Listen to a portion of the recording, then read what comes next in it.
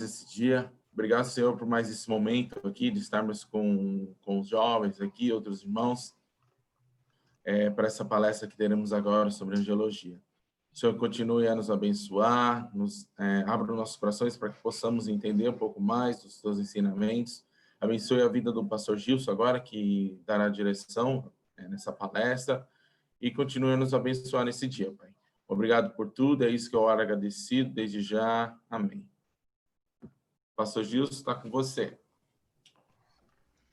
Tá joia, pessoal. Eu vou só me apresentar aí e eu vou me utilizar aí de ferramentas.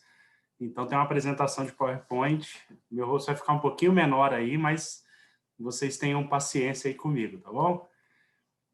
Sobre esse tema, eu acho ele bem interessante, mas eu acredito que parte da curiosidade que as pessoas têm em relação ao tema angelologia ou angeologia, as duas expressões elas são corretas, se dá muito ao fato de que você talvez tenha curiosidade, por exemplo, sobre a questão dos anjos caídos, né? Como lidar com isso, quais as questões que envolvem tudo que está ali no bastidor. E eu fiquei pensando assim sobre o que abordar com vocês, se pensava em uma única passagem, se abordava muitos textos e tal. Mas eu acredito que até por uma questão de curiosidade, que foi o que o Luan me passou, que vocês têm aí, eu acredito que seria interessante apresentar como uma aula mesmo, e uma aula que você pode eventualmente interagir, perguntar, tirar dúvidas, não tem problema, tá bom? Como eu não sei se você tem aí liberado para você poder soltar o seu microfone quando você quiser. Tem isso? Tá ok? Tem. Beleza. Então, joia. Então, eu vou dar uma aula como aulas que eu dei, por exemplo, no seminário aqui, Palavra da Vida, sobre esse tema. E a apresentação, ela é bem objetiva, ela não é uma apresentação cheia de muita criatividade, né? Mas com aquilo que pode aí te dar de informações a respeito do tema. E à medida que você tenha dúvidas, você pode abrir aí, perguntar e tal, e a gente interage com as suas dúvidas. Não sei se eu terei todas as respostas, né? Mas dentro daquilo que a gente pode olhar para o tema aí, a gente vai interagindo juntos, tá bom? Então, eu vou colocar aí a apresentação para você acompanhar juntamente comigo, tá bom? Só um minutinho. Espera aí.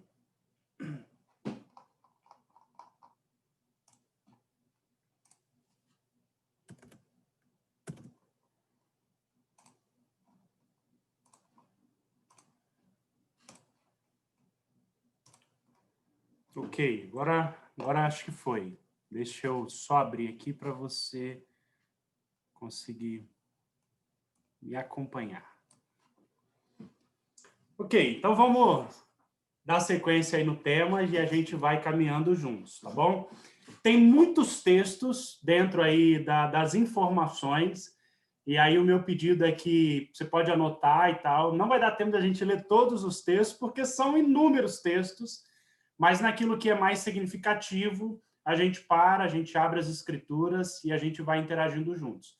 E aí eu vou pedir para você também me ajudar, porque até eu achar todos os textos é mais fácil, cada um aí abre um texto, vai lá e tal, e lê, e a gente vai interagindo sobre isso, tá bom? Então vamos lá, dar sequência aí nesse tema que eu acredito seja desafiador, porque é um tema que não é muito abordado normalmente nas igrejas, mas é um tema importante, sobretudo no que diz respeito a ver os anjos como alguém, como seres que são servos de Deus, né? E esses servos aí, eles servem a Deus no intuito de tanto produzir os propósitos que Deus deseja, como também tem a ver conosco no aspecto de que eles também servem a igreja no sentido de promover a proclamação do evangelho e tudo mais. Então, nós vamos dar sequência aí. Eu sei que dentro do imaginário nosso, a nossa mente ela é muito afetada por impressões que as pessoas têm sobre o tema. Está aí um filme que foi um filme recente, Legião, se você assistiu aí o filme dublado ou em português. Esse filme ele trata, por exemplo, de uma situação interessante, né? Deus perdeu a fé na humanidade e aí o que acontece? Ele manda o Gabriel ali para poder vir até o mundo e aí um grupo de pessoas aí tem a responsabilidade diante do apocalipse que iria acontecer de preservar a humanidade e tudo mais. Claro que a Bíblia não aborda o tema dos anjos dessa forma, pelo contrário, né? A cruz do Calvário ela é o fator central que mostra que Deus tem o controle da humanidade, não que Deus perdeu a fé na humanidade, e controle tal que a cruz do Calvário é aquilo que assegura para nós o controle de Deus e, ao mesmo tempo, a maneira como Ele nos ama e a maneira como Ele interage conosco. Um outro filme também interessante que você provavelmente tenha assistido é o filme Constantine, que você também tem aí uma outra percepção contemporânea sobre os anjos, uma percepção também que divaga muito e tem aí muitas questões. Deixa eu ver aqui, eu acho que tem um chat. Ok, aqui eu não consigo ver, então tem que abrir aqui, tá piscando na tela. Legal, é o anjo todo tatuado mesmo, pra você ter uma noção de como a turma aí olha para os anjos, esse tema, cada um pensa o que quer, né? E muito pouco se pensa sobre o que Deus fala a respeito desse tema.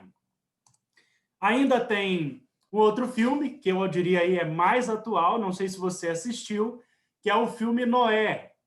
Noé retrata ali Gênesis capítulo 6, e ele leva em consideração a tão fatídica pergunta lá da turminha lá dos gigantes, se eram anjos com as mulheres, o que era, o que não era. Mas interessante que eles fazem essa caricatura aí dos anjos caídos, ali os nefilins, né, como é a expressão bíblica citada, para lidar aí com essa percepção também contemporânea a respeito dos anjos. Eu acredito que de todas, essa aqui é o menos possível, porque a Bíblia fala dos anjos como seres de luz, então não tem nada a ver com isso, e eu acredito que a imagem que eles transmitem, na verdade, é uma imagem bem sedutora, né? Sobretudo, por exemplo, de Satanás, a gente tem aquela imagem do capeta lá com chifre e tal, com seu tridente. Eu acredito que essa não seja a imagem de Satanás, dado o fato de que a maneira como eles são criados é algo que demonstra beleza, revelando, por exemplo, a própria criação de Deus daqueles seres ali que são os anjos. Algumas informações preliminares que eu acho que são importantes para já matar e talvez curiosidades que vocês tenham nesse sentido. A diferença do anjo para Deus é que o anjo é uma criatura de Deus. Qual é a diferença disso? É que uma criatura ela não sobrepõe o seu Criador. Então, em nenhum sentido, em nenhum aspecto, nem o próprio Satanás, ele disputa a igualdade com Deus. Satanás é completamente diferente de Deus e a sua capacidade, o seu poder, aquilo que compõe quem ele é, de maneira alguma seria equiparável a Deus. Deus é incomparável, ninguém se compara a Deus e ninguém pode querer entrar numa queda de braço com Deus e achar que vai vencer, inclusive Satanás. Eu sei que isso é uma coisa importante, porque às vezes a gente acha que qual é o poder do anjo? É um poder limitado, e é limitado porque ele é criatura e ele não é criador, diferente de Deus, tá bom? Faz sentido aí? Tudo ok? Eu não consigo ver todo mundo aqui por causa da apresentação, mas vão dando um sinal aí quem eu estou vendo aqui, que já me ajuda, tá bom? Então, vamos lá. Vamos abordar, então, essa doutrina sobre os anjos. Eu acho que uma coisa que é fundamental, de extrema importância, é que a Bíblia claramente afirma a existência dos seres espirituais criados por Deus, conhecidos, como você já bem sabe, anjos, tá? O significado desse termo, que é o termo angelos, termo grego, ele é um termo que dá a ideia de um mensageiro. É alguém que traz mensagens, é alguém que envia mensagens, e sempre mensagens da parte de Deus, tá? Dentro dessa composição, e pensando nessa afirmação bíblica da existência dos anjos, nós temos mais de 34 livros ou cartas do Antigo e do Novo Testamento que afirmam a existência. Ou seja, a primeira coisa fundamental para a gente entender, primeiro, que os anjos eles não equiparam força com Deus. Segundo, é real, não é uma imaginação da cabeça de alguém que lá não dormiu direito, teve uma dor de barriga e tal, e falou, vou escrever sobre um negócio diferente. Anjos são criaturas criadas por Deus e que servem ao próprio Deus, trazendo as mensagens da parte de Deus. Não só mensagens, a gente vai ver isso daí um pouquinho mais para frente, tá bom? Alguns testemunhos aí das escrituras acerca dos anjos no Antigo Testamento. Você tem Gênesis 18, Isaías 6:2, Ezequiel 10, de 1 a 3, Daniel 8 e vários textos de Daniel, Jó, Salmos. É claro que isso aqui é só uma lista bem objetiva, né? Tem infindáveis textos que poderia colocar nessa lista, mas é só para você ter noção aí. Nós não vamos ler esses textos aqui agora, porque esses textos aqui é mais para você saber que, de fato, é algo que a Bíblia menciona como real, tá bom? No Novo Testamento, você tem Mateus 2,19, Marcos 1,13, Lucas 2,13, João 20,12, vários textos de Atos, 1 a Pedro também, você vai ter em Judas, que cita isso, você vai ter em Efésios, você tem uma gama de textos que falam a respeito dessas entidades, ou diríamos assim, desses seres criados por Deus, ok? A gente tem também no ensino de Jesus, por exemplo, uma coisa que é ensinado, por exemplo, por Jesus, é que eles são agentes ministradores de Deus. Aí que você faz aquela junção com a ideia do mensageiro. Esses textos aqui eu quero que você me ajude aí na leitura para a gente poder entender um pouquinho mais e a gente ir trabalhando sobre eles. Mateus 4, de 1 a 11. Eu vou passar toda a lista e aí o pessoal aí vai me ajudando na leitura, tá bom? Opa. Joia. Quem puder aí, lê aí para a gente e a gente vai interagindo sobre o texto aí. Mateus 4, de 1 a 11. Vou ler aqui. Lê? Manda bala. E aí? Então Jesus foi levado pelo Espírito ao deserto para ser tentado pelo diabo. Depois de jejuar 40 dias e 40 noites, teve fome. O tentador aproximou-se deles e disse: Se és o Filho de Deus, manda que essas pedras se transformem em pães. Jesus respondeu: Está escrito, nem só de pão viverá o homem, mas de toda palavra que procede da boca de Deus. Então o diabo levou a cidade santa, colocou na parte mais alta do templo e lhe disse: Se é filho de Deus, joga-te daqui para baixo, pois está escrito: Ele dará ordens aos seus anjos a seu respeito, e com as mãos eles o segurarão, para que você não tropece em alguma pedra. Jesus lhe respondeu: Também está escrito: Não ponha à prova o Senhor, o seu Deus. Depois o diabo o levou ao monte muito alto e mostrou-lhe todos os reinos do mundo e o seu esplendor. Ele lhes disse: Tudo isso te darei, se te prostastes e me adorares. Jesus lhe disse: Retire-se, Satanás, pois está escrito: Adore o Senhor, o seu Deus, e só a ele preste culto. Então o diabo deixou e os anjos vieram e o serviram. Legal, né? Você tem aí uma referência ao Antigo Testamento, falando desse processo, desses agentes que são ministradores de Deus, tanto no sentido de guardarem o povo de Deus, você pode ver isso, por exemplo, Salmo 91 e outras passagens mais, que falam a respeito desses seres que são ministradores de Deus.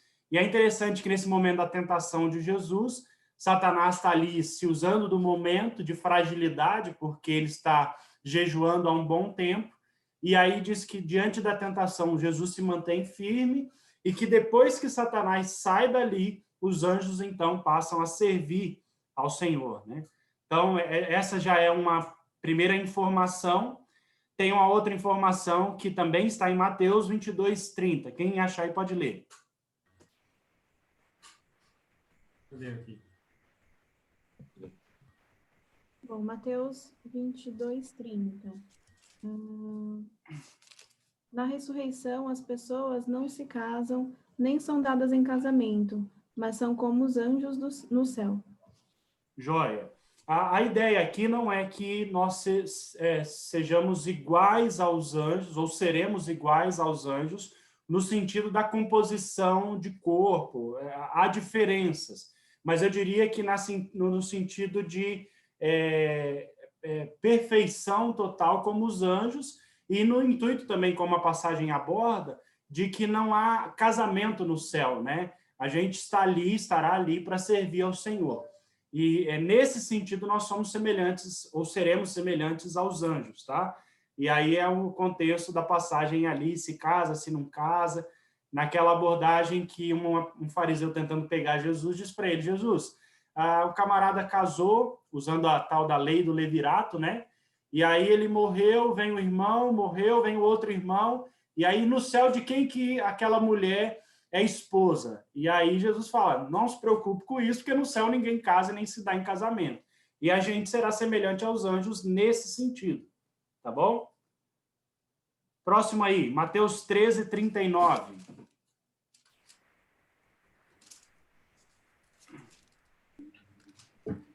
Antes de ler, só um comentário. Se você quer casar, casa aqui, porque no céu não tem casamento, tá bom?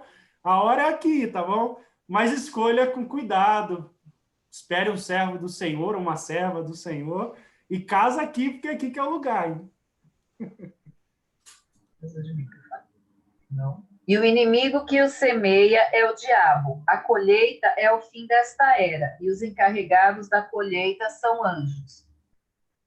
Jóia. Está falando da seara, que nós temos ali tudo que vai acontecer, e diz ali que quem faz essa colheita são os anjos, dentro desse aspecto aí da seara, de pessoas que serão alcançadas ou não para o reino de Deus por meio da mensagem do Evangelho.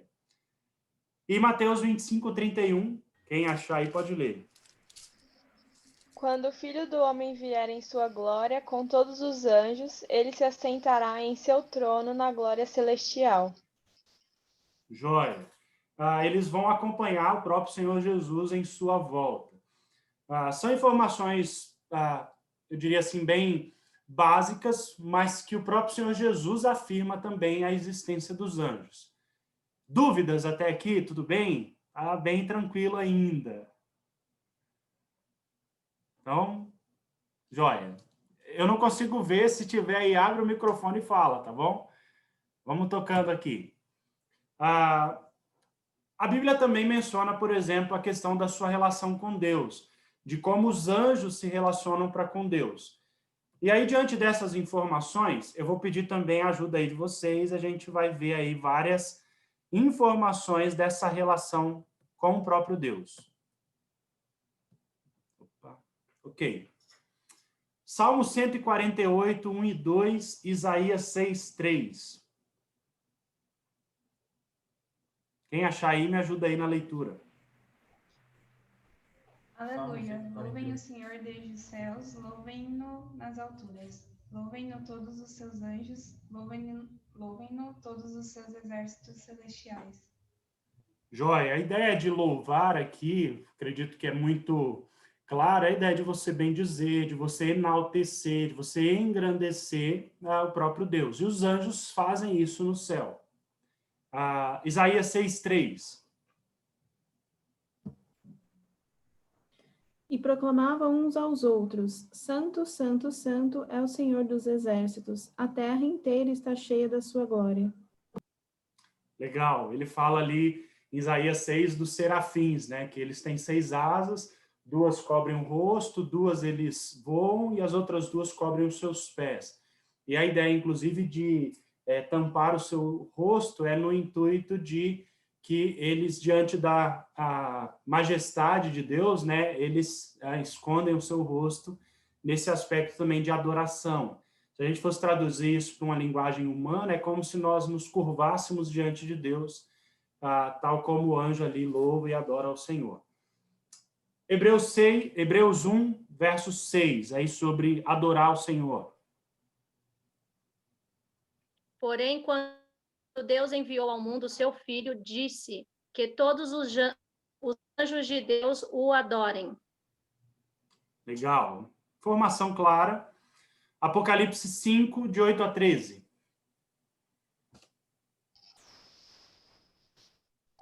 Ao recebê-lo, os 4 seres viventes e os 24 anciãos prostraram-se diante do Cordeiro. Cada um deles tinha uma harpa e taças de ouro cheias de incenso, que são as orações dos santos.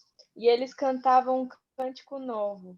Tu és digno de receber o livro e de abrir os seus selos, pois foste morto e com teu sangue compraste para Deus gente de toda tribo, língua, povo e nação. Tu os constituíste reino e sacerdotes para o nosso Deus, e eles reinarão sobre a terra. Então olhei e ouvi a voz de milhões de milhões.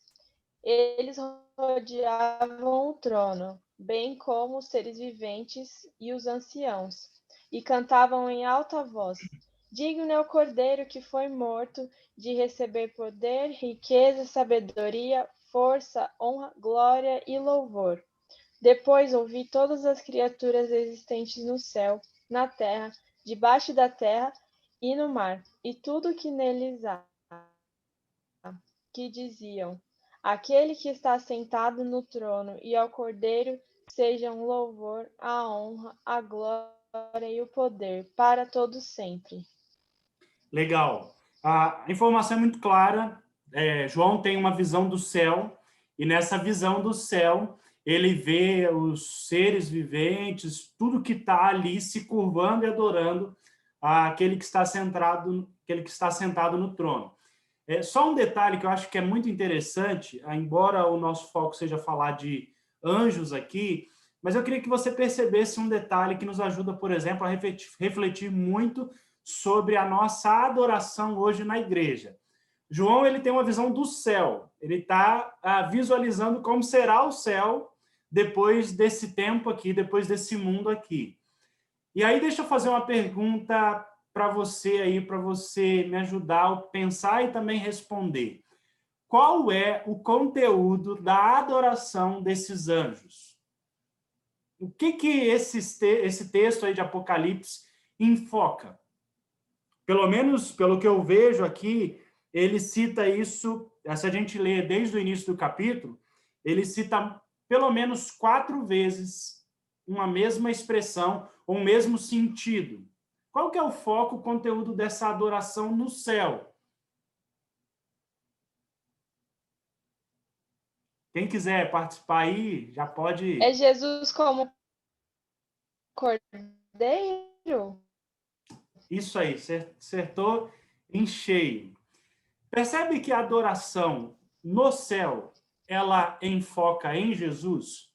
Aqui há uma lição muito importante para nós, né? A gente, por exemplo, pensa sobre o céu, mas o pensar sobre o céu e a maneira como os anjos também adoram a Deus deve também nos fazer refletir de como deve ser a nossa adoração aqui. É uma adoração que deve ser centrada no Evangelho, centrada em Jesus, porque se você olhar, por exemplo, no verso 6, ele fala do Cordeiro, no verso 8, ele fala do Cordeiro, no verso 9 e o verso 10, ele também fala a respeito disso, no verso 12, ele também fala do Cordeiro, e depois no verso 13, ele mais uma vez fala do Cordeiro. Se você quer saber sobre a adoração, de como deve ser a nossa adoração hoje, os anjos nos ensinam que a adoração é centrada em Jesus. E a maneira que a adoração é centrada em Jesus, nós adoramos a Deus por meio de Cristo. Faz sentido isso? É só um adendo aí, porque eu acho que essas coisas não podem passar batido, né? A gente pensa muito sobre adoração hoje, e você quer o melhor exemplo de adoração é como eles fazem no céu, né? Lá é o lugar perfeito de adoração, e você vê essa mensagem clara do Cordeiro de Deus, que é Jesus. Ok? Próxima informação aí, eles se alegram com os feitos de Deus. Jó 38, 6 e 7.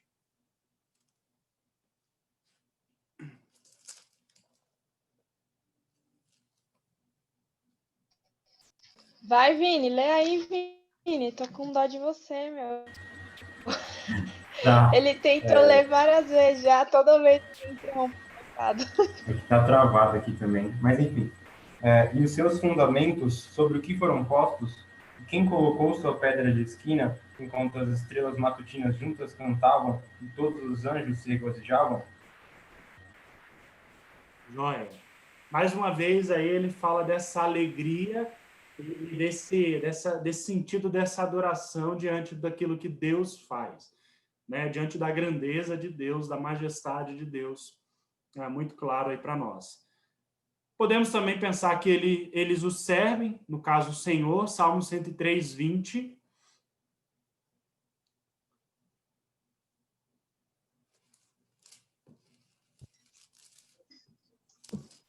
Bendigam ao Senhor, vocês, seus anjos poderosos, que obedecem a sua palavra. Legal, né? Eles não só conhecem a palavra de Deus, mas eles obedecem a palavra de Deus, né? Isso também é mais um encorajamento para nós, no sentido de que nós também precisamos conhecer o Senhor, né? Não é porque eles têm uma responsabilidade diferente da nossa que eles também não têm interesse e também não obedecem a palavra de Deus, no sentido de que a palavra revela quem o próprio Deus é, né? Então você tem esse detalhe aí também. Eles se apresentam diante dele, né? Tem aí o tão famoso diálogo de Jesus ali com Satanás, e aí você percebe que tem uma reunião celestial em que, na situação de Jó, há um embate ali. Você viu meu servo Jó? E tal. Ele é alguém íntegro e tal, e você vê ali naquela situação uma espécie de reunião angelical desses anjos se apresentando diante de Deus. Uma pergunta que talvez você tenha e que eu não tenho resposta é como os anjos se apresentam diante de Deus e Satanás está lá, né? Eu imagino que isso talvez seja uma pergunta, porque de fato a gente vê no diálogo que há essa apresentação ali diante de Deus.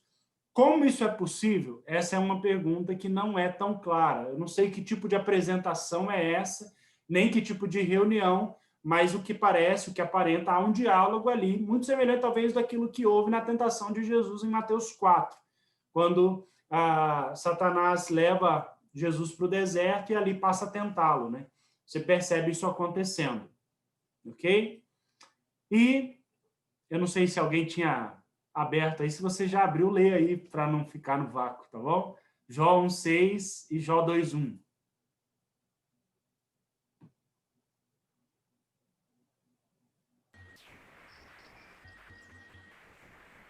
Certo dia os anjos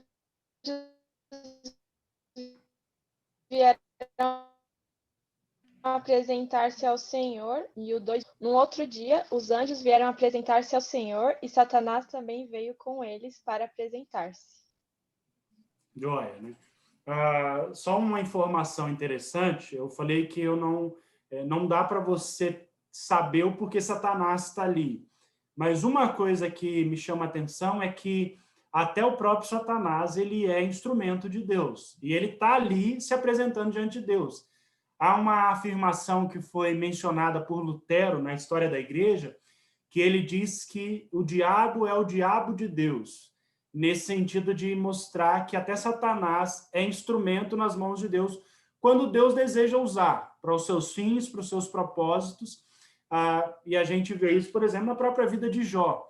Deus garante a sua palavra pela vida de Jó, e Satanás ele é usado por Deus para provar Jó, mas no fim você vê que Jó ele se mantém firme, e pelo lado contrário, Deus aproveita a oportunidade para ensinar Jó coisas que ele não sabia sobre Deus, né?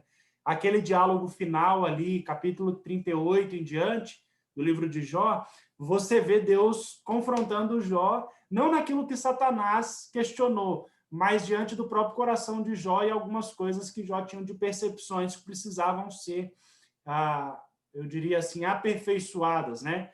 Tanto que Jó termina o livro falando: antes eu conhecia de ouvir falar, mas agora os meus olhos te veem, né? Esse sentido de que Jó aprendeu por meio da provação aquilo que ele não aprenderia sobre Deus de outra forma.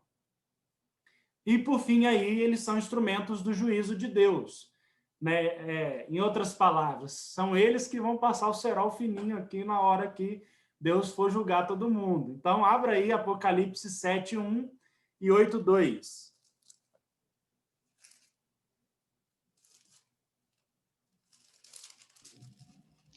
Depois disso, vi 4 anjos em pé nos 4 cantos da terra, retendo os 4 ventos, para impedir que qualquer vento soprasse na terra, no mar ou em qualquer árvore. Joia. 8:2.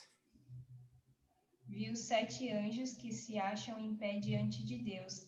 A eles foram dadas 7 trombetas. Joia. Quando Deus for efetuar os seus juízos, eles participam como instrumentos de Deus, promovendo isso que Deus há de fazer. Dúvidas aí até então? Tranquilo? Beleza. Vamos lá. A Bíblia também menciona um pouco da organização dos anjos. Um detalhe que precisa ficar claro é a Bíblia não se presta a dizer como que essa hierarquia angelical ela é composta. Quem está em primeiro, quem está em segundo, o arcanjo é mais poderoso que o serafim, e quem está em... Isso a Bíblia não se presta a dizer. Então, não dá para a gente poder dizer isso. Eu sei que tem pessoas ao longo da história que tentaram construir essa hierarquia, mas não dá para fazer isso baseado só nos textos bíblicos. O que fica muito claro, que a gente precisa entender, é que há, de fato, uma organização hierárquica.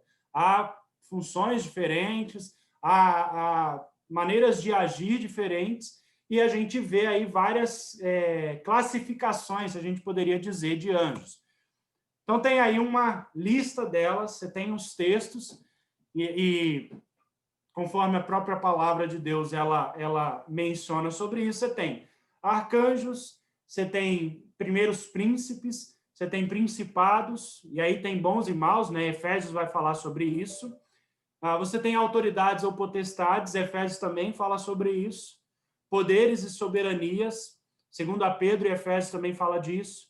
Lugares de domínio, querubins, serafins, você tem toda essa gama aí de seres angelicais. Se você me pergunta qual que é mais poderoso, não sei. Eu sei que eles são servos de Deus e que você tem aí essas expressões diferentes que se referem a anjos, tanto bons como maus, tá bom? O que, por exemplo, não dá para saber, pelo menos no que a Bíblia menciona, por exemplo, arcanjos, serafins, são anjos que você não, pelo menos não tem menção deles no lado negativo, né, dos anjos caídos. Dos anjos caídos você tem os demônios e você tem o querubim, que é ali Lúcifer, que é um nome citado para Satanás. Fora isso, você não tem outras informações mais. Mas você sabe que são incontáveis e que há uma ordem entre eles, tá bom? Dúvidas quanto a isso?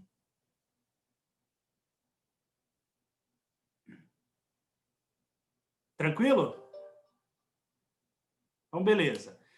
Vamos ler só Hebreus 12, 22. Apocalipse 5, 11 a gente já leu. Mas Hebreus 12, 22.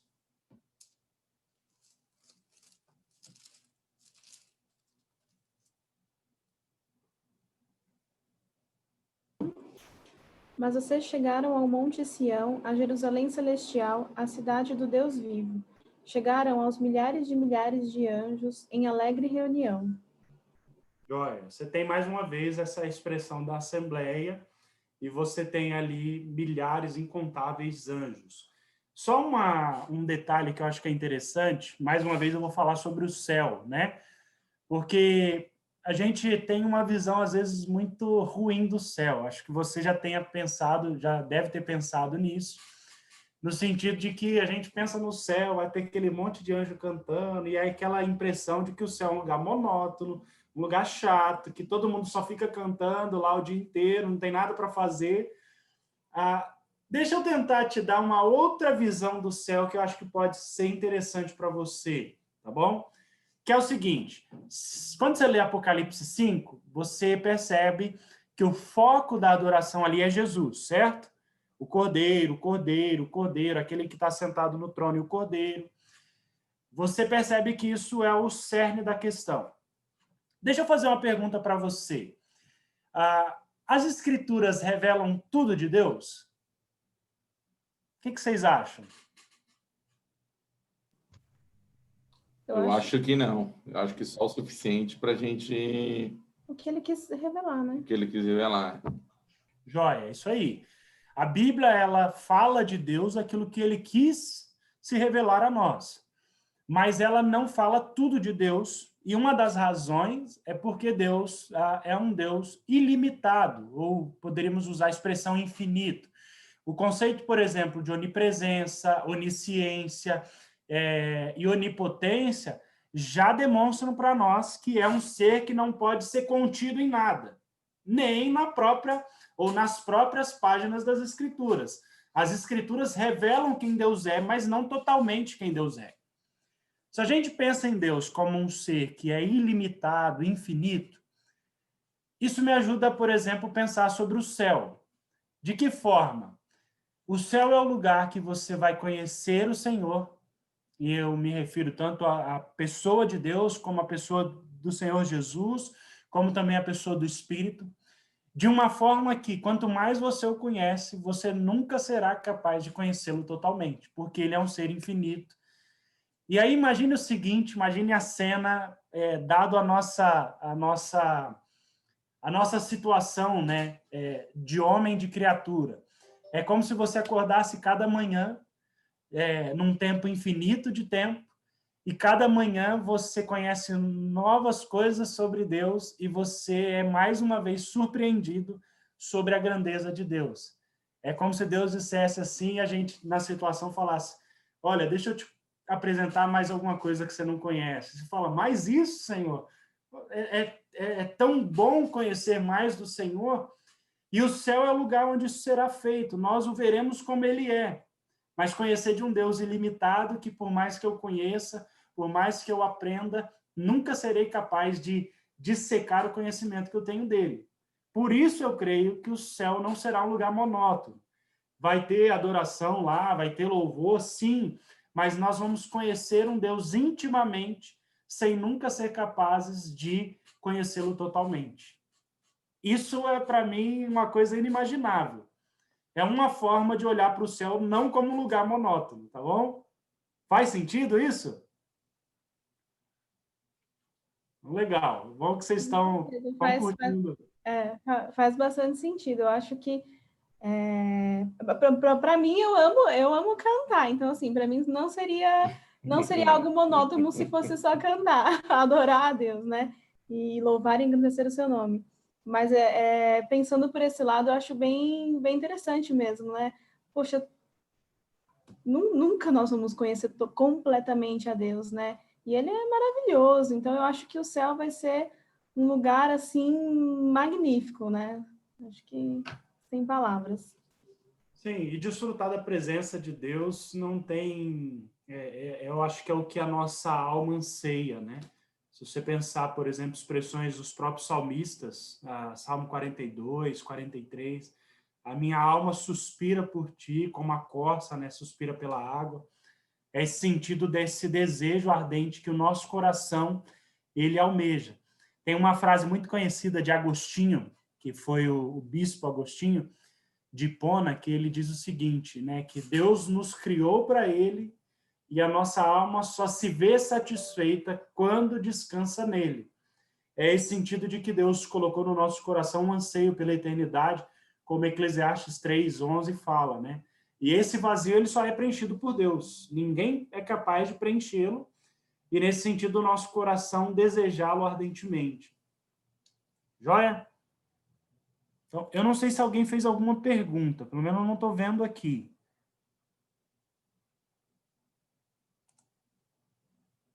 Joia, transcendente aqui, não foi só um comentário, né? Que Deus, é um ser transcendente. Legal. Vamos tocar aqui então. Um pouquinho aí sobre alguns deles que são figuras proeminentes. Gabriel, significado é o poderoso. Espera só um minutinho, gente.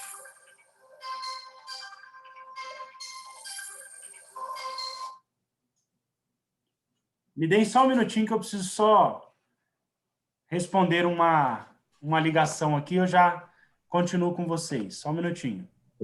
Tranquilo, pastor.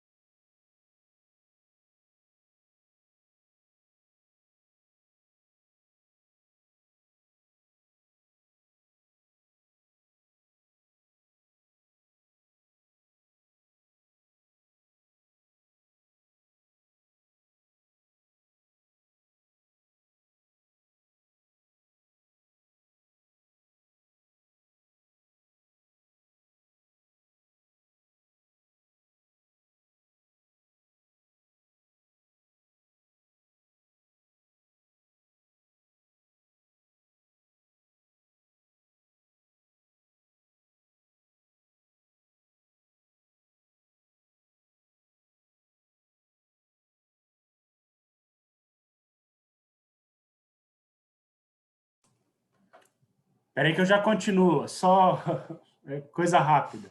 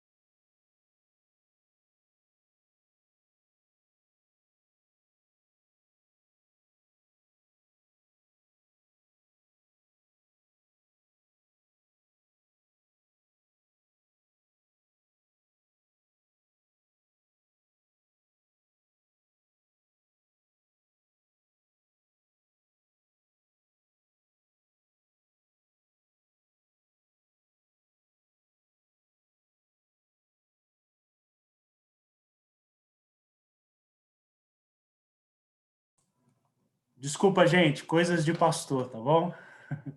É que, como a gente está fazendo programações virtuais,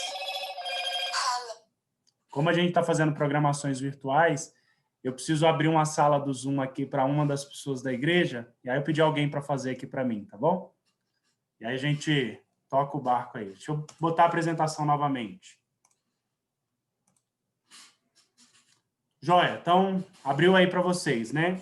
Gabriel, ele é citado de uma maneira bem expressiva nas Escrituras. O significado do seu nome é o poderoso, e ele também é um mensageiro de Deus. A gente vê isso em Daniel 8. E aqui é interessante, eu estou fazendo uma referência específica a Gabriel, porque ele é citado mais de uma passagem nas Escrituras, né? Você vê que há uma série de passagens em que ele é citado, como, por exemplo, anunciando sobre a vinda de Jesus para Maria. Você tem ali no nascimento de João Batista, anunciado aos seus pais Zacarias. Você tem lá em Daniel também. Então, é alguém de uma certa proeminência e alguém cujo significado do nome é poderoso. Tá? Um outro anjo que tem também uma proeminência é Miguel. Né? E o nome, o significado de Miguel é quem é igual a Deus, dando esse sentido distinto de Deus sobre quem ele é. E ele é mencionado como líder dos exércitos celestiais. Aqui é uma expressão interessante, porque você percebe aí aquela questão de hierarquia. Você tem alguns detalhes que mencionam essa hierarquia, e você tem alguns que são já descritos como alguém que está numa autoridade superior. Não dá para saber sobre todas as classificações, né? Mas algumas você percebe que ela tem uma distinção, e Miguel é um deles nesse sentido. Esses três textos aí a gente poderia ler. 1 Tessalonicenses 4, Judas 9, Apocalipse 12, 7. Quem achar aí pode ler comigo. Pode ler para mim, né?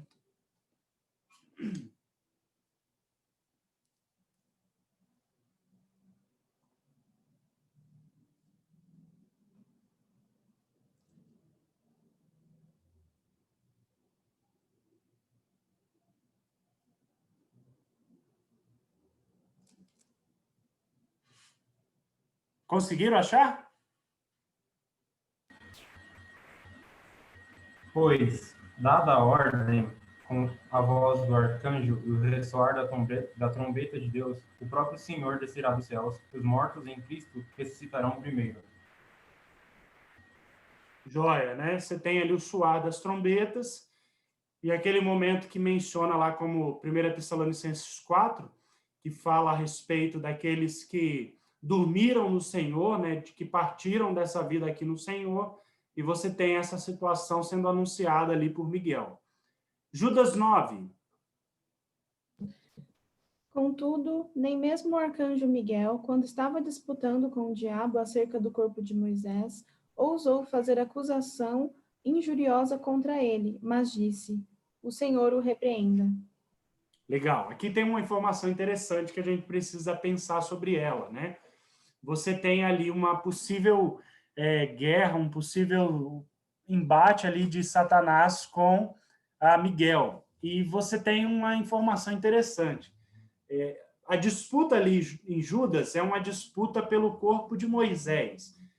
Me parece que o sentido dessa situação é que, por exemplo, dado o fato da proeminência de Moisés para o povo de Israel, você teria ali na pessoa e no corpo de Moisés um possível objeto de idolatria. Imagine para o povo que tem em Moisés um cara que foi usado por Deus, foi ele que escreveu a lei, foi ele que libertou o povo do Egito. Moisés é alguém que é citado na história de Israel como alguém de extrema importância. E aí, nesse sentido, quando Moisés morre, você tem ali uma disputa pelo corpo de Moisés, que aí você vê uma intervenção de Deus não permitindo que Satanás pudesse ter acesso a isso. E aí, nesse embate ali, Miguel tem uma atitude interessante. E isso é importante para nós pelo seguinte: nós normalmente vemos aí a turma da questão dessa questão espiritual, de batalha espiritual, de gente assim que você fala bem assim, os caras são super poderosos para lidar com Satanás, né? A turma entra nesses embates aí como se fosse algo extremamente normal. Mas interessante que o próprio Miguel, nessa situação, ele sequer ousou falar qualquer coisa em relação a Satanás. E a atitude dele foi que Deus fale para você o que você tem que ouvir, né? Nesse sentido dessa abordagem interessante, porque nos ajuda a pensar que, por mais que nós sejamos filhos de Deus e estamos protegidos por Ele, a gente precisa também ter um pouco de receio na maneira como a gente se porta em relação a Satanás. Por quê? Porque é um ser que tem poder e autoridade. Claro que isso é limitado à ação de Deus, mas é o cuidado que a gente tem que ter, porque às vezes as pessoas lidam com Satanás de uma maneira muito assim imprudente, eu diria, né? Porque você percebe ali que nem Miguel, sendo alguém de extrema autoridade, ele se pronuncia diante de Satanás e ele entrega isso para Deus, né? É só um cuidado interessante para a gente ter aí em relação a esse tema tão importante, tá bom? Dúvidas até aí? Tranquilo? Então vamos lá, Apocalipse 12, 7. Houve então uma guerra nos céus. Miguel e seus anjos lutaram contra o dragão, e o dragão e os seus anjos revidaram. Joia, né? Vai ter guerra ainda, guerra angelical, celestial, e você percebe isso mencionado, por exemplo, Apocalipse 12, 7. Lembre-se que Apocalipse ele fala do fim dos tempos, e ele menciona essa batalha final que acontecerá, e Miguel está ali representando ou liderando, né, os seres angelicais nessa batalha contra Satanás. Ok? Tranquilo? Então vamos lá. Algumas características dos anjos que são importantes para nós. Primeira delas, né? Eles são seres espirituais criados por Deus. Isso está muito claro. Eu já comecei falando dessa questão da criatura, que ele é diferente de Deus porque é criatura. E você tem mais passagens aí que citam isso. Eles também são seres pessoais. A pergunta: o que define alguém como um ser pessoal? O que você pensa sobre isso? Pode abrir o microfone aí e participar. O que define uma pessoa?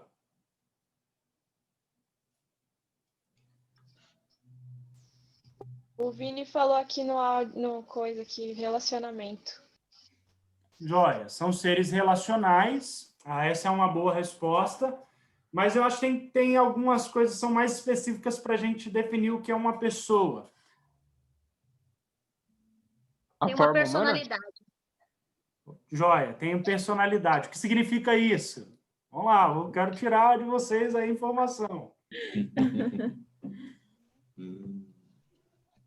Vou ajudar. Um animal é uma pessoa? Sim ou não? Não. É racional. Ele é racional, então. Olha, agora vocês começaram a responder. Um dos fatores que é distintivo de uma pessoa é a capacidade da razão, é racional, é alguém que pensa. Não só isso, você tem mais coisas. É um ser que tem emoções, né? Você, como um ser pessoal, você fica indignado, você tem expressões de afeto, de amor, de alegria, de frustração, de tristeza.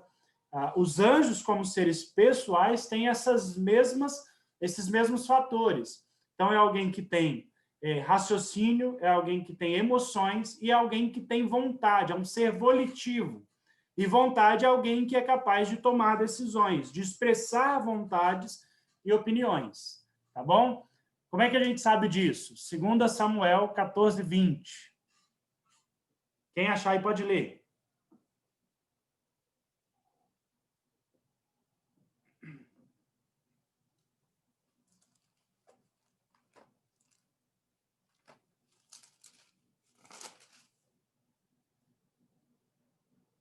Ó, eu achei, hein? Vou ler aqui.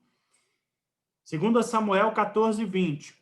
Para mudar o aspecto desse caso, foi que o teu servo Joabe fez isso. Porém, sabe ao meu senhor, segundo a sabedoria de um anjo de Deus, para entender tudo o que se passa na terra. Ou seja, você está vendo um ser que é sábio, tá? Então, os anjos são seres sábios. E essa informação que demonstra pessoalidade, como a gente está vendo aí, ok? Uma outra informação, que eles não se casam, a gente já leu esse texto, né? No céu não casam nem se dão em casamento. São seres imortais, Lucas 20, 36 fala sobre isso. E aí você talvez esteja pensando sobre a questão, por exemplo, do juízo de Deus, do inferno, do lago de fogo, né? Como é essa relação com o aspecto imortal? Da mesma forma que nós temos a relação, por exemplo, de seres humanos que não creem em Deus, eles vão estar eternamente longe de Deus. Não significa que em algum momento eles deixam de existir, mas que esse juízo de Deus, o lago de fogo, o inferno e tudo mais, ele tem um aspecto eterno, ou seja, é um sofrimento eterno. E os próprios diabos, os próprios demônios, os anjos caídos, eles também são imortais nesse sentido de serem condenados eternamente diante de Deus, né? Então, é uma informação importante para nós. Quem achar pode ler, Lucas 20, 36. Porque já não podem mais morrer, pois são iguais aos anjos e são filhos de Deus, sendo filhos da ressurreição. Joia. Tem essa informação aí importante para nós. A informação que eu comentei para vocês sobre a questão do inferno aí, deixa eu só abrir aqui, eu vou ver aonde que está, porque fica mais fácil para vocês. Se eu não estou enganado, eu acho que é Mateus 25, verso 41. Quem achar aí pode ler. Mateus 25, verso 41, e depois o verso 46.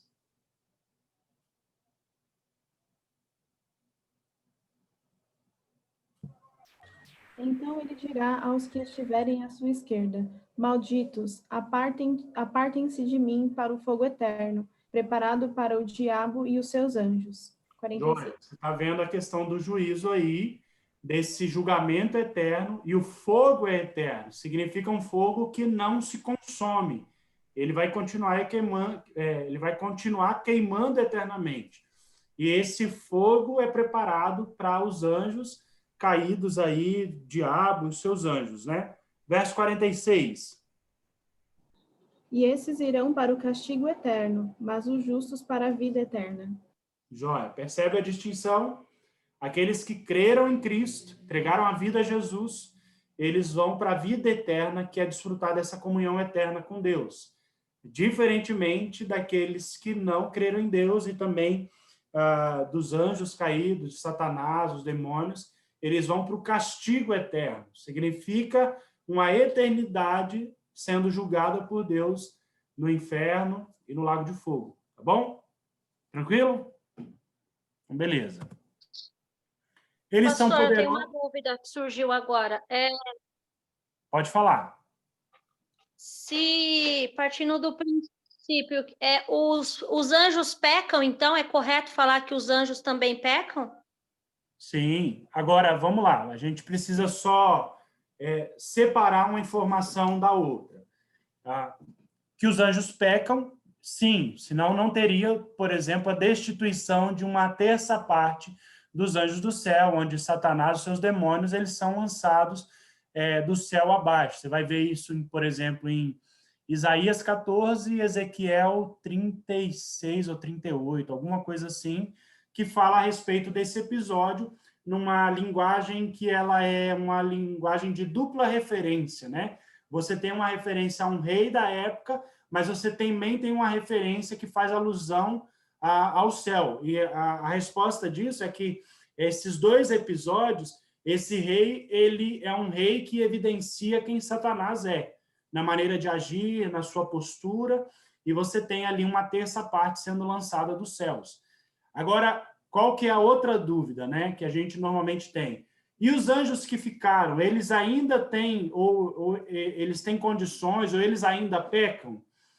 Isso não há clareza, por exemplo, nas Escrituras a respeito disso, mas o fato é que se uma parte ele foi suscetível ao pecado, significa que todos podem pecar, tal como aqueles que já pecaram e já foram banidos do céu.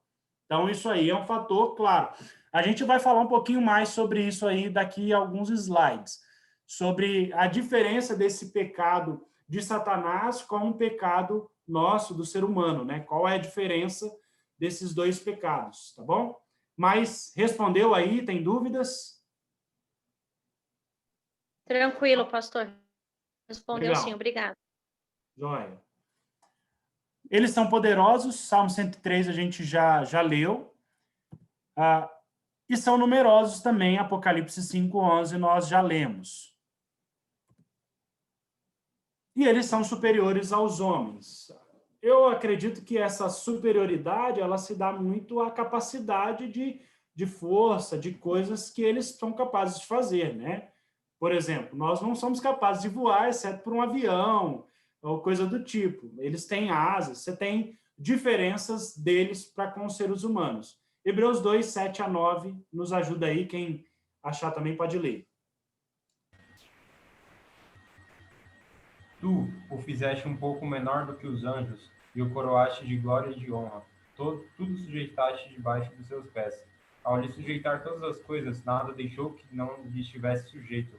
Agora, porém, ainda não vemos que todas as coisas lhe estejam sujeitas. Vemos, todavia, aquele que, por um pouco, foi feito menor do que os anjos, Jesus, coroado de honra e de glória, por ter sofrido a morte, para que, pela graça de Deus, em favor de todos, experimentasse a morte. Legal. Hebreus ele fala de Jesus e fala que essa questão do autoesvaziamento, como a gente vai ver em Filipenses capítulo 2, embora Hebreus não use essa linguagem, ele fala de que o fato de Jesus se encarnar, e encarnar significa assumir a forma humana como nós somos, ele é inferior aos anjos, porque os anjos são superiores ao homem. Então, é esse sentido aí que a Bíblia também revela sobre eles, tá bom? Agora a gente entra aí no tema que eu diria aí que parte da curiosidade que a gente tem está relacionado a esse aspecto aí dos anjos caídos. Quero compartilhar um pouquinho com você sobre isso e tentar aí responder um pouco das dúvidas. Mas a primeira informação que eu acho importante para nós é essa informação aí de um livro do C.S. Lewis. Eu não sei se você já leu, mas é um livro interessante, que é Cartas de um Diabo ao Seu Aprendiz. É um livro fictício, tá bom? Mas ele parte de uma percepção bíblica de como Satanás usa ou age para frustrar os planos de Deus e, sobretudo, atingir de maneira negativa as criaturas de Deus. Então, é um livro interessante para se ler, mas você precisa saber que é um livro de ficção, né? Não um livro real, né? C.S. Lewis teve um contato lá com Satanás e perguntou a ele como ele discipulava o seu aprendiz. Tem nada a ver com isso, isso é muito claro. Mas um livro muito interessante. E o C.S. Lewis ele conta algo muito importante para nós sobre esse tema, que há dois erros semelhantes, mas opostos, que os seres humanos podem cometer quanto aos demônios. Um é não acreditar na sua existência, né? Isso aí não existe, deixa isso para lá e tal. Esse é um erro. Agora, o segundo é não acreditar. Primeiro, um é não acreditar em sua existência, o outro é acreditar que eles existem e sentir um interesse excessivo e pouco saudável por eles. É aquela turma que quer... Só falta querer falar com o anjo e ser amiguinho do demônio, né? O que não dá, o que não é legal, o que não é saudável. Os próprios demônios ficam igualmente satisfeitos com ambos os erros e saúdam com a mesma alegria. Então, cuidado para a gente. É importante conhecer? Sim, é importante. A Bíblia menciona sobre isso, mas a gente não deve ter um interesse excessivo por Satanás, porque ele não tem nada de bom para oferecer para ninguém, a gente sabe disso. A palavra de Deus também está repleta aí de expressões que afirmam isso para nós, tá bom? Então, vamos lá. Algumas características também dos anjos, mas sobre a sua questão da sua natureza moral. Primeira coisa, todos eles foram criados santos por Deus, né? Jó 38, 4-7, a gente já leu essa passagem aí. Eles foram criados santos por Deus, ou seja, sem pecado, à semelhança do ser humano. Tá? A gente vai lidar qual é a diferença desse pecado, mas todos eles foram criados santos por Deus. Uma outra informação, muitos se rebelaram contra o Criador. A gente tem aí passagens, por exemplo, como 2 Pedro 2,4, Judas 6. Eu acho que vale a pena a gente ler, sobretudo pela pergunta da Sabrina aí, que ela perguntou sobre isso, né? Quem achar aí pode ler.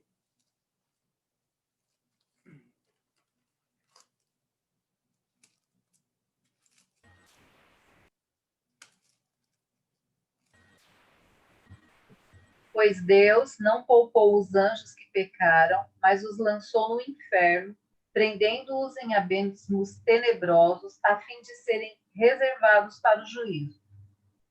Joia.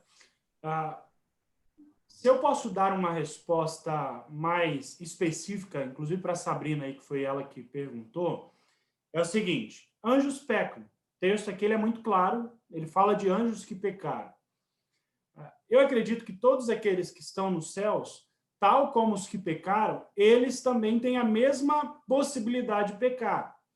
Porque se um pode pecar, é igual você ter dois filhos, né? Você tem um filho que é teimoso, desobediente, pecador inveterado, né? E aí você tem outro filho que não é assim. Aí você pergunta, mas ele pode pecar à semelhança do outro? Claro que pode. Ele tem a mesma condição de pecar como o outro. Mas eu acredito, até porque as Escrituras não falam sobre isso e nem comentam em um segundo episódio de queda dos anjos, eu acredito que aqueles que estão nos céus, eles foram conservados na sua integridade, poderíamos dizer assim, com Deus. E eu acho que isso, acho que não é possível uma segunda queda, mas é o tipo de coisa que não dá para você afirmar, né? O problema é que você não tem nada nas Escrituras que apontam para isso, entendeu? Só tem um evento que aconteceu no passado que todos esses anjos foram banidos dos céus. Tá joia? Faz sentido? Então, beleza. Judas 6. E aos anjos que não conservaram suas posições de autoridade, mas abandonaram sua própria morada, eles os têm guardado em trevas, presos com correntes eternas para o juízo do grande dia. Joia. Essa turma aí está sendo... eles aguardam, né, o juízo final de Deus, que Deus há de lançá-los, como nós vimos em Mateus 25, no inferno e, consequentemente, posteriormente, no lago de fogo. Tá joia? Dúvidas ainda ou tá ok? Então, beleza. Outra informação, os anjos que guardaram seu estado original, eles foram confirmados em bondade. Esse aí é o segundo lado do que eu falei agora há pouco, né? E a gente pode ver isso daí, Salmo 103, 20, Mateus 25, 31 e Marcos 8, 38. Quem puder aí, me ajuda aí.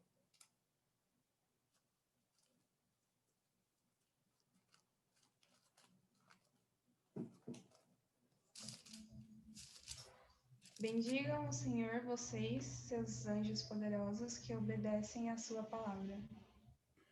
Olha, o Salmo aí, ele cita a questão da obediência, né? Dessa confirmação de bondade. Mateus 25:31. Quando o Filho do Homem vier em sua glória com todos os anjos, assentar-se-á em seu trono na glória celestial. Joia. Ele vai vir com os anjos, né? E ele se assentará na glória celestial. A Bíblia não menciona uma segunda queda, mas ele fala dessa confirmação de bondade, de integridade desses anjos aí que conservam o estado original, né? E Marcos 8:38.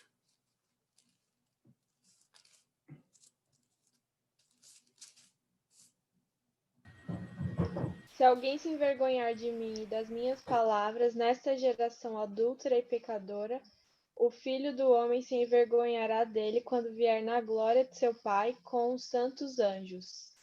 Joia. Ele usa um adjetivo aí para qualificar esses anjos como santos. Eu acho que é uma referência plausível para a gente perceber que não há uma segunda queda nos céus desses anjos, da sua condição, né, moral diante de Deus.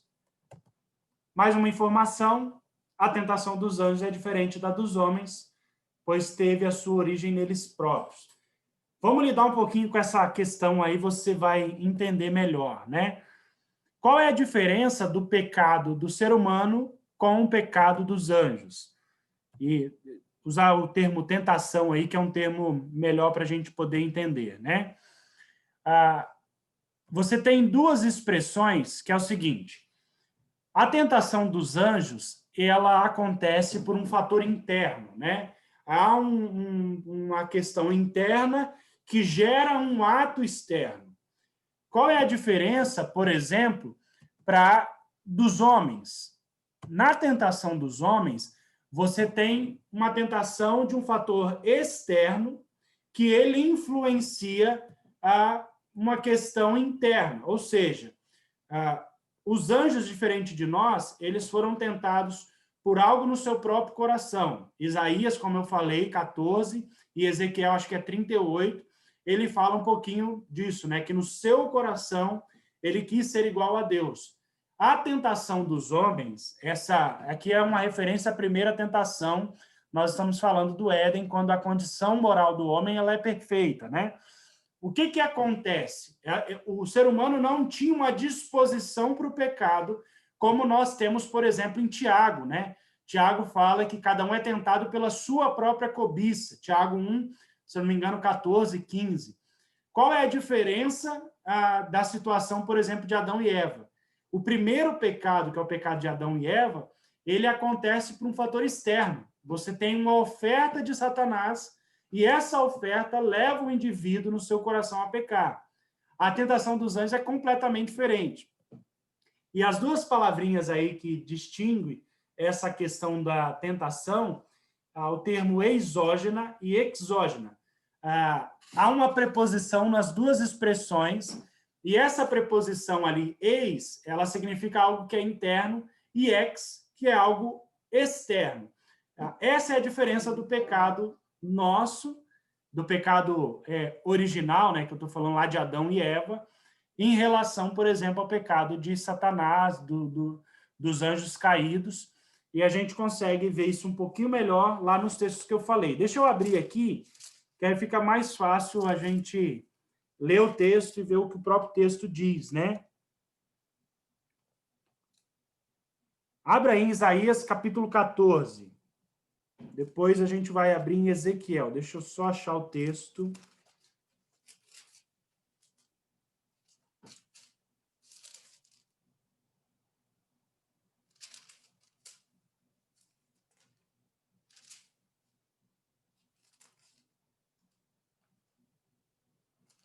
O de Ezequiel eu preciso achar, eu não estou me lembrando qual é a expressão certinha, né?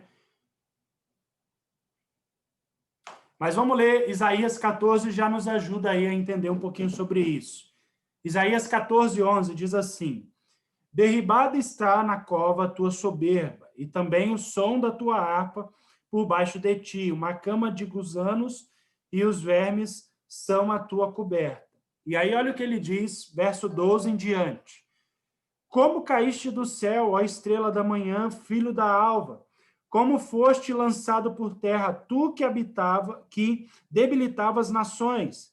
E aí olha que interessante, tu dizias no teu coração: eu subirei ao céu, acima das estrelas de Deus, exaltarei o meu trono, e no monte da congregação me assentarei nas extremidades do norte. Subirei acima das mais altas nuvens, e serei semelhante ao Altíssimo. Contudo, serás precipitado para o reino dos mortos, no mais profundo do abismo. Os que te virem te contemplarão, e hão de fitar-te e dizer-te: é este o homem que fazia estremecer a terra e tremer os reinos? Percebe que a expressão aqui que Isaías cita é que há uma situação no coração de Satanás. Eu vou depois citar uma frase que eu diria que é uma que explica, é a melhor explicação que eu já ouvi, mas é esse fator interno do coração. E a tentação inicial dos homens, ela vem de um fator externo. O texto não é Ezequiel 38, é Ezequiel 28. Abra aí comigo Ezequiel 28, 11.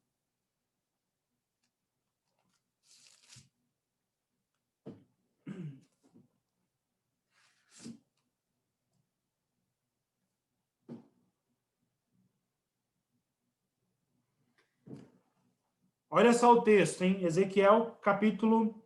Vamos ler do verso 12 em diante. Filho do homem, levanta-te uma lamentação contra o rei de Tiro, e diz-lhe: assim diz o Senhor Deus, tu és o sinete da perfeição, cheio de sabedoria e formosura. Lembra que eu falei que aquela caricatura de Satanás, de um chifrudo com tridentes, não tem nada a ver. A Bíblia menciona como um ser formoso, tá bom? Verso 13. Estavas no Éden. Lembra que eu falei da dupla referência? Por que a gente entende isso?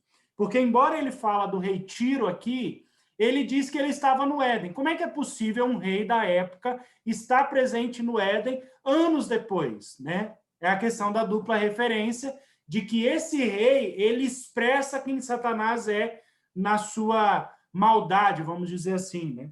Estavas no Éden, jardim de Deus, de todas as pedras preciosas te cobrias. O sárdio, o topázio, o diamante, o berilo, o ônix, o jaspe, a safira, o carbúnculo, a esmeralda, de ouro se te fizeram engastes e os ornamentos. No dia em que foste criado, foram eles preparados. E aí olha o que diz, verso 14. Tu eras querubim da guarda ungido, e te estabeleci, permanecias no monte santo de Deus, no brilho das pedras andavas. E aí olha o que diz o verso 15, ele é crucial para a gente entender. Perfeito eras nos teus caminhos, desde o dia em que foste criado. Ou seja, Deus criou perfeito e santo, até que se achou iniquidade em ti. Satanás, ele tem um fator interno que o leva a esse pecado. Melhor explicação aí, que eu acho que é plausível para a gente entender isso, né? Parece que não houve outro modo para os anjos pecarem, senão por reflexo do entendimento deles sobre si próprios, quando foram pegos pela admiração da sua própria sublimidade e honra, a memória da subordinação deles a Deus e sua dependência dele foi submersa nessa presunção, em consequência da deterioração da sua adoração, o amor e a imitação a Deus não puderam continuar em existência. Há um detalhe muito interessante nas Escrituras, que eu acho que é interessante para nós, que você vê Deus agindo de forma radical contra a questão do orgulho. Já perceberam isso? Você vai ver isso em Tiago, capítulo 4, você vai ver isso em várias passagens das Escrituras, e inclusive o texto de Ezequiel 28, Isaías 14, ele fala desse aspecto do orgulho que ele revoga de Deus a autoridade que pertence a Deus. Satanás quis ser igual a Deus. E foi o mesmo pecado que embrionariamente ele ofereceu para Adão e Eva no jardim, né? Vocês não querem ser igual a Deus? Isso ajuda a gente a pensar muito sobre a questão do orgulho, porque o orgulho é uma característica de Satanás. Se a gente pudesse pensar em questões práticas para a nossa vida, eu diria que a gente deve tomar muito cuidado, porque uma das coisas que nós devemos ter sempre que nós estudamos teologia é que a teologia ela deve nos colocar de joelhos diante de Deus. Por quê? Eu vou explicar isso para você. O que é teologia na prática? Teologia é o estudo sobre Deus, correto? Tudo bem? Ou seja, eu estou aprendendo sobre Deus, é aquilo que eu conheço de Deus. E aí você tem duas situações. A primeira, à medida em que você conhece quem Deus é, você tem um reflexo de quem você é, de quem nós somos, de quem eu sou. E aí a questão é que essa diferença ela é completamente antagônica uma à outra. Deus é completamente diferente de nós. À medida em que a gente conhece a Deus e percebe quem nós somos, não deve haver outra atitude senão a atitude de nos humilharmos diante de Deus. Sabe por quê, gente? Deus é perfeito, nós não somos perfeitos.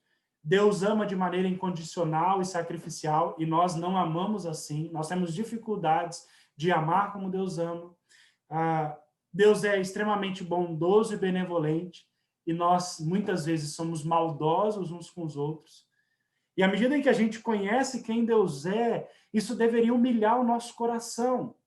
Uma das coisas que eu me entristeço muito, e inclusive por ser um professor de teologia também, muitas vezes dei aula sobre isso, é que normalmente as pessoas que aprendem teologia, e eu quero enfatizar isso no que a gente está aprendendo aqui hoje, não é para você ficar disputando quem sabe mais. É para que isso dobre o seu coração diante de Deus, da majestade de Deus, da grandeza de Deus, de quem Deus é. E o pecado do orgulho é um pecado que evidencia quem Satanás é. Ele disse no seu coração, eu vou subir ao mais alto que eu puder, eu vou ser semelhante ao Altíssimo. E quantas vezes, na nossa própria caminhada, na nossa própria trajetória, a gente demonstra com atitudes que nós agimos assim. Se pudesse usar uma frase que eu acho muito interessante, se eu não me engano, o autor dela foi John MacArthur. Ele diz o seguinte, que nós devemos ter o cuidado de que, tendo levado muitas pessoas aos céus, que as portas dos céus não se mostrem pequenas demais para nós. Em outras palavras, o que ele diz é o seguinte, é que às vezes a gente pode se achar tão grande que as portas dos céus que nós entramos, levamos muitos para lá, elas se tornem pequenas demais para a gente caber lá dentro. É o cuidado que nós devemos ter, porque foi o mesmo pecado de Satanás. E às vezes a gente pode agir assim, como alguém que olha para a vida e se acha superior aos outros, melhor do que os outros, que sabe mais do que os outros, quando na verdade a gente percebe que Satanás caiu por conta disso. Então, um desafio aí prático para a gente, porque não é só aprender de anjo, isso não tem nada a ver com a gente, né? Tem lições práticas para a gente também. Dúvidas?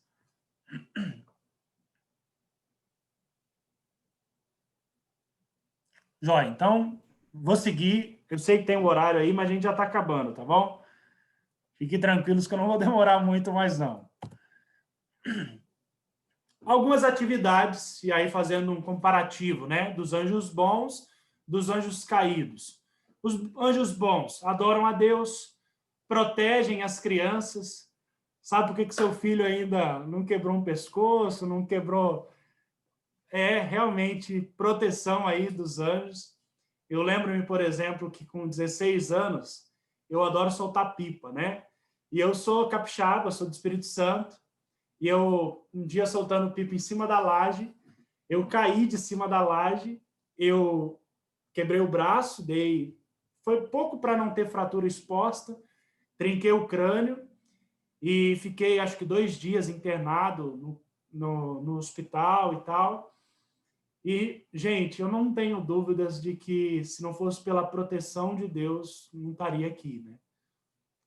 Isso foi uma forma de Deus me trazer de volta para perto dele, porque eu estava bem distante de Deus, e eu vejo claramente como Deus usou aquela situação para despertar o meu coração, para voltar para o Senhor. Mais informações, né? Eles fazem a vontade de Deus, eles rejeitam a adoração, eles não estão preocupados em serem adorados, mas em render adoração a Deus. Eles ministram aos salvos, ou seja, nós, né, os cristãos. Eles acompanharão Cristo em sua vinda, a gente já leu, e eles observam a conduta dos crentes. Interessante isso, né? Cuidado que você está sendo vigiado. É o Big Brother celestial. Cuidado que estão te filmando, né? A gente deve viver uma vida que agrada a Deus, porque até os anjos olham para a nossa conduta aqui, a gente deve cuidar da maneira como a gente serve ao Senhor, porque isso é muito importante.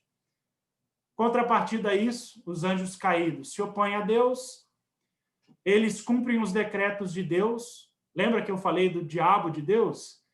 Até os anjos caídos, eles ainda são servos de Deus, apesar de o seu destino é a condenação eterna, né? Eles afligem os crentes. Você lembra da situação de Paulo? Foi-me posto um espinho na carne, mensageiro de Satanás, para me esbofetear. Ou seja, e interessante que Paulo ele fala o seguinte, né? Que nessa situação ele diz que é para que ele não se ensoberbecesse. Olha que situação interessante. O mensageiro de Satanás sendo usado para afligir Paulo, mas Deus tem um propósito nessa situação de que Paulo não se ensoberbecesse, e ele usa até os anjos caídos para isso. Irmãos, tem coisas que são muitas vezes inexplicáveis para nós. Mas quero te dizer que, como Deus disse para Paulo, a minha graça te basta até nesses momentos.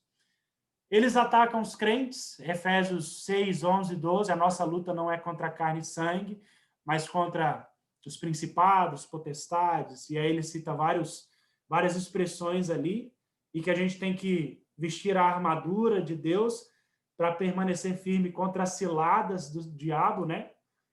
E eles tentam influenciar as nações. Você tem aí outras passagens que mencionam sobre isso. Deixa eu responder uma pergunta rápida que eu acredito que alguns possam ter em relação aí a Satanás e os seus anjos. Você tem duas situações que normalmente geram dúvidas aí. Um crente pode ser possesso por Satanás? Essa é uma pergunta. A outra pergunta é, um crente pode ser, como é que é a expressão? Afligido por Satanás? É uma outra questão, né?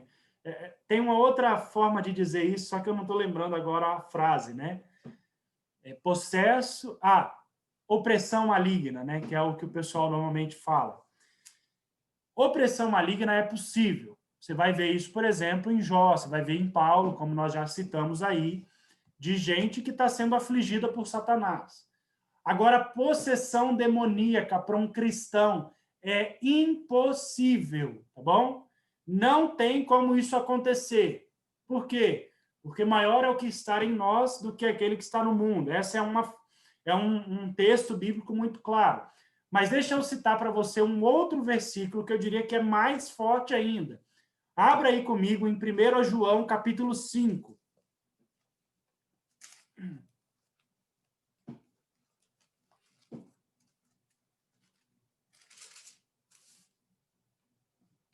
Primeiro João, capítulo 5, verso 18. Esse é um texto que você tem que marcar na sua Bíblia, tá bom? Porque é um texto muito claro para a gente nesse sentido. Vamos lá, verso 18 e 19. 1 João 5, 18 e 19. Sabemos que todo aquele que é nascido de Deus, o que significa isso? Alguém que é salvo em Cristo Jesus. Ele nasceu de novo, ou seja, ele é salvo. não vive em pecado. Antes, aquele que nasceu de Deus o guarda. Ou seja, ele é guardado por Deus.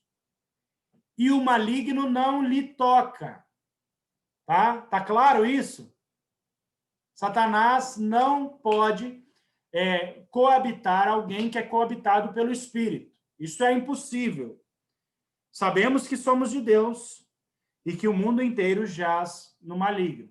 O fato de nós estarmos num mundo que já é do maligno significa que nós vamos ser oprimidos por Satanás. 2 Timóteo 3,12, quem quer viver piedosamente em Cristo Jesus será perseguido. Você tem inúmeras passagens que falam do sofrimento de um cristão que quer viver uma vida de compromisso com o Senhor. Quem não quer viver uma vida de compromisso com o Senhor, nem se preocupe, Satanás não está nem preocupado com você, que você já está nas garras dele, tá bom? A preocupação dele é em realmente desviar aqueles que estão firmes com o Senhor. Então, se você é uma pessoa comprometida com o Senhor, há um alvo nas suas costas que Satanás vai tentar de todas as formas possíveis te atacar para que você caia desse compromisso com o Senhor. Isso é muito claro. E está nas Escrituras para a gente poder perceber isso. Mas eu queria falar dessas duas situações. Opressão é possível, possessão não. Ok? Beleza? Então, último slide aí para a gente acabar. Quanto ao futuro dos anjos caídos, muitos deles estão presos, aguardando o juízo. A gente já leu 2 Pedro 2,4. Outros serão derrotados por Miguel e seus anjos. Já lemos Apocalipse 12. Eles serão julgados pelos crentes. 1 Coríntios 6,3. Esse é um texto novo que a gente não leu ainda. Vale a pena ler, quem puder ir abrir.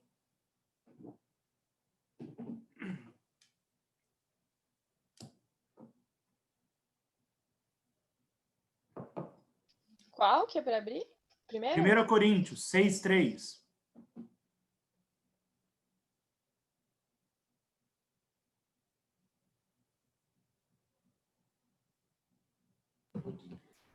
Vocês não sabem que haveremos de julgar os anjos? Quanto mais as coisas desta vida. Joia. Novamente aí a importância da maneira como a gente vive. Devemos viver como alguém que vive de fato com o Senhor, não só da boca para fora, mas de fato e de verdade, porque a gente está no grande Big Brother celestial, né? Para tu não esquecer disso. E não há esperança de salvação para eles. Gente, essa é uma das diferenças também do nosso... Oi, desculpa. Eu fiquei na dúvida desse último aí. Vocês não sabem que haveremos de julgar os anjos? Haveremos de julgar os anjos? Nós vamos julgar os anjos? Os anjos caídos. Tá. Não os anjos... Os anjos que bons não precisam de julgamento. Fala o quê? Do coitado. Eu ia chegar lá em cima, lá, cadê? Tá, entendi. Julgar aí. Cadê? Por exemplo, deixa eu tentar explicar isso para vocês. Eu não sei, isso depende muito da percepção teológica, mas eu acredito que o pastor Marcos tem essa mesma percepção, né? A Bíblia menciona do reinar com Cristo. Alguns vão entender que isso já é agora, quem tem uma visão escatológica diferente, tem outros que entendem que isso vai acontecer no milênio, tá? Independente se você crê numa ou na outra, o fato é o mesmo. O reinar com Cristo significa também julgar Satanás e os demônios, tá bom? Claro que isso não é agora, enquanto a gente ainda está aqui. Isso é no aspecto escatológico futuro, tá bom? Mas está dentro desse cenário também. E a diferença, por exemplo, do pecado de Satanás para o nosso, é que enquanto Cristo não volta, há esperança de salvação para nós. Satanás não. O plano redentivo de Deus é só para o ser humano. E aí a gente precisa valorizar as oportunidades que a gente tem. Se você ainda não é salvo em Cristo Jesus, está me ouvindo aí, queria te dizer claramente que você pode crer em Jesus, né? E isso é o que garante a sua esperança e a sua salvação eterna. Fora isso, Não existe outro meio, e a Bíblia é clara também nesse sentido. Tá bom? E fim aí do nosso tempo, da nossa apresentação. Eu não sei se vocês ainda têm algumas dúvidas que gostariam que eu respondesse. Fique à vontade, eu posso tentar responder, né? Se não for daquelas perguntas complicadas demais, né?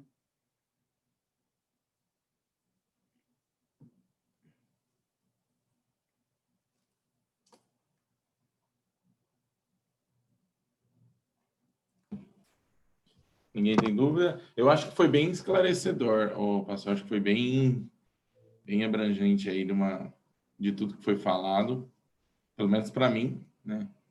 Acho que foi bem bacana, bem legal. Vocês têm alguma dúvida, algum comentário a acrescentar? Não? Então... Eu só tenho um comentário.